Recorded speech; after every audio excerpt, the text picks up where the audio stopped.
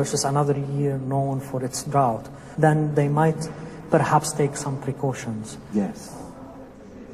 The data collected from the Nilometer did have one practical use. By creating an objective record of the river's behaviour, it allowed the rulers of the time to calculate how much tax to levy on Egypt's farmers. But whatever its uses, what I love about the Nilometer is how it shows that to understand the world, you have to build devices to measure it. If you think very hard, it's never obvious that measurement can make sense of the world around us. The world appears, as a Western philosopher once put it, like a buzzing, blooming confusion. And the idea that we as a group have tools which are reliable, which have sufficient integrity, which have an intellectual grip that can make sense of the basic phenomena we see around us, that's an astonishing idea.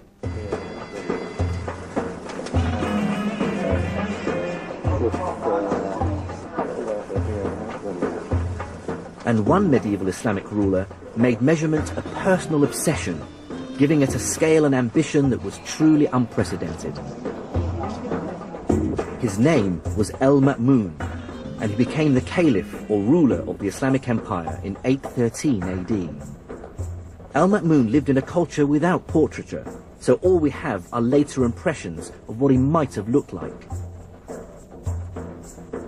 El-Ma'mun funded a range of scientific research, but one particular project was a personal favourite of his. And given that he ruled over such a large territory, it's hardly surprising what it was: map-making. In the second decade of the 9th century AD, El-Ma'mun commissioned a new map of the world, and his scientists did a pretty impressive job. It was a vast improvement on all maps that had come before. What we see here is that they've really got the Mediterranean, its shape and how it links in with the Black Sea, the Middle East, even the whole of Asia as far as China and Japan. They've even got the Indian Ocean and the east coast of Africa. It all looks pretty impressive for the known world at the time. Of course, what El-Ma'mun ultimately wanted to know was how much of the Earth as a whole did he possess? And this begged the question, just how big is the Earth?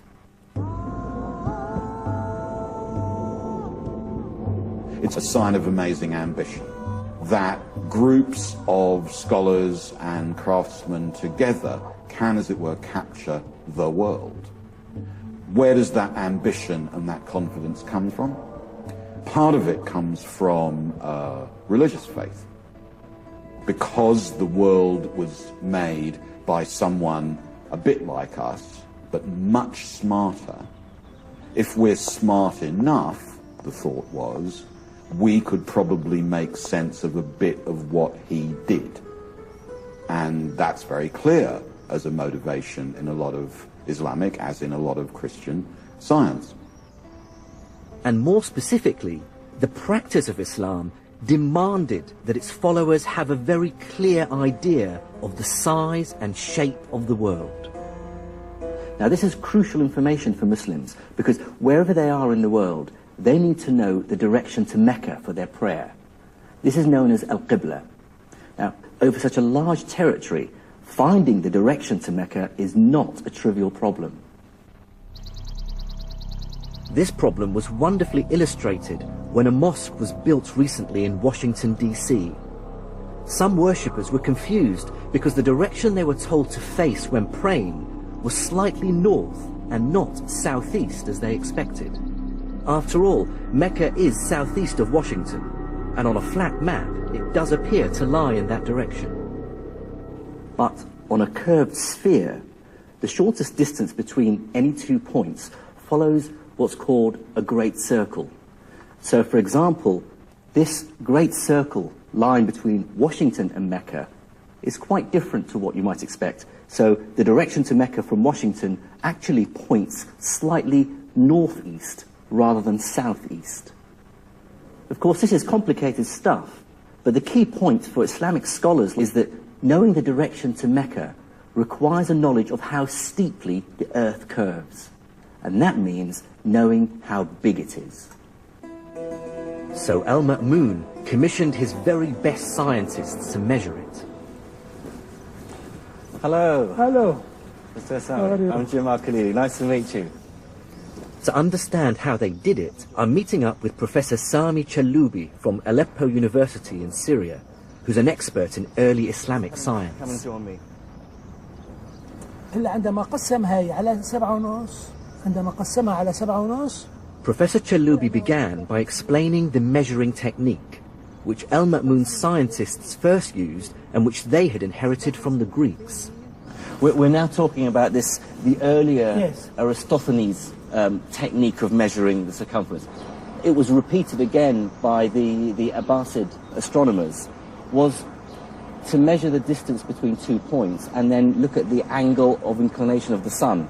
So in Egypt, in Aswan down in the south, they regard the sun as being vertical. This is near to the equator. And they worked out how far away from the vertical the sun was if they measured it from the north of Egypt in Alexandria, which is on the Mediterranean coast. Al-Ma'mun's astronomers repeated the Greek experiment in Syria and Iraq by measuring the angle of the sun in the sky at noon at one known location. They then walked due north to a second location, carefully measuring the distance they travelled. At the second location, they once again measured the angle of the sun at noon. This angle would have been slightly smaller than the first one. With these figures, Al-Ma'mun's astronomers were able to estimate the Earth's circumference.